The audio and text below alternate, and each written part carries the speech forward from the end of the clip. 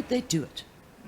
I don't understand why even the most rabid socialist wouldn't see the dangers and the fact that the well is going to run dry, and that the spectre of Zimbabwe and others, is there waiting for us like a ghost. So I don't understand that, and I thought, I would ask you, what do you think about the golden difficult goose to understand, and slitting its throat? I think the answer does lie in the extraordinary power, the extraordinary wealth that accumulates to the very top political elite. In Zimbabwe, for example, when I did a launch in Cape Town last week, one of the photographs we showed was a picture of Mugabe's blue-roofed palace. It's an extraordinary structure. So he lived very high on the hog and went to Singapore for medical treatment, even as all the Zimbabweans were suffering so enormously and having to leave the country in millions. And the figures I gave about Venezuela, it's the same picture.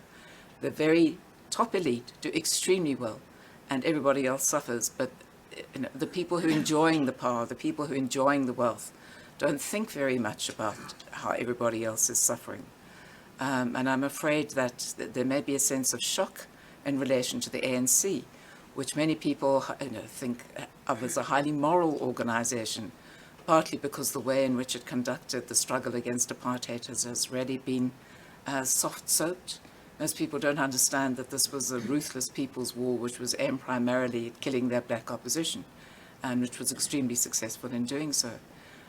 Most people see it more as a sort of civil rights campaign, with a few bomber blasts going off primarily against military targets, sometimes going off in wimpy bombs, but that was in bars, that wasn't so important.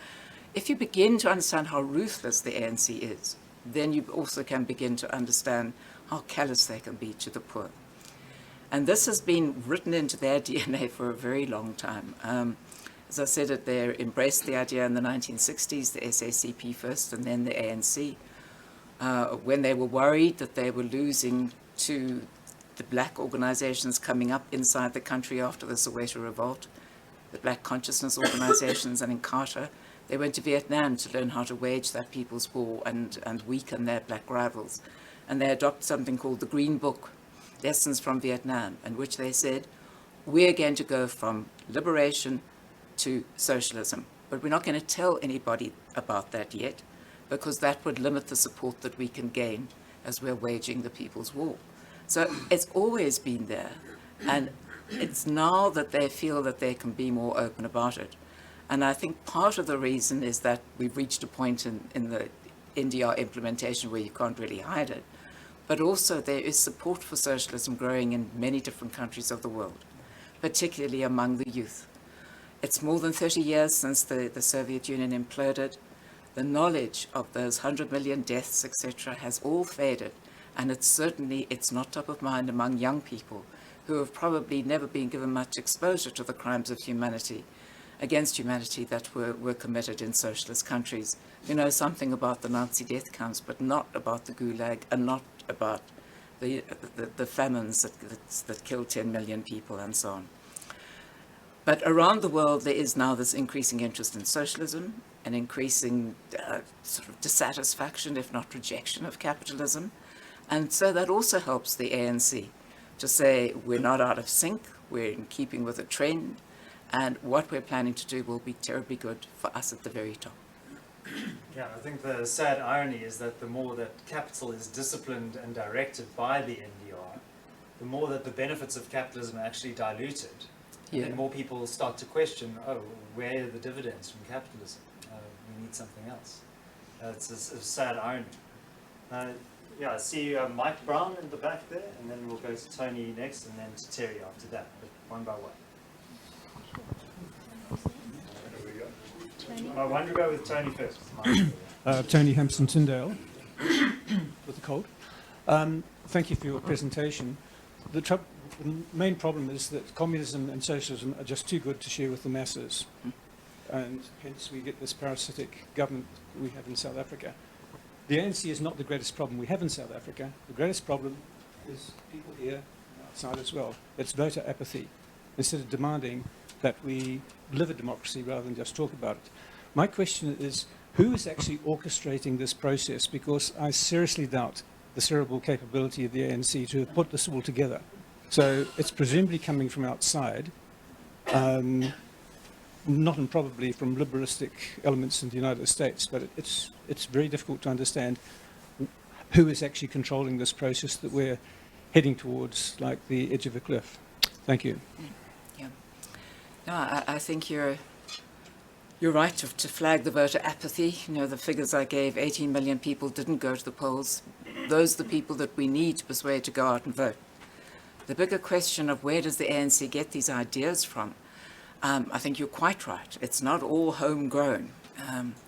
And that when the Soviet Union disbanded, there were, as I said, more than 100 socialist parties left in other countries of the world.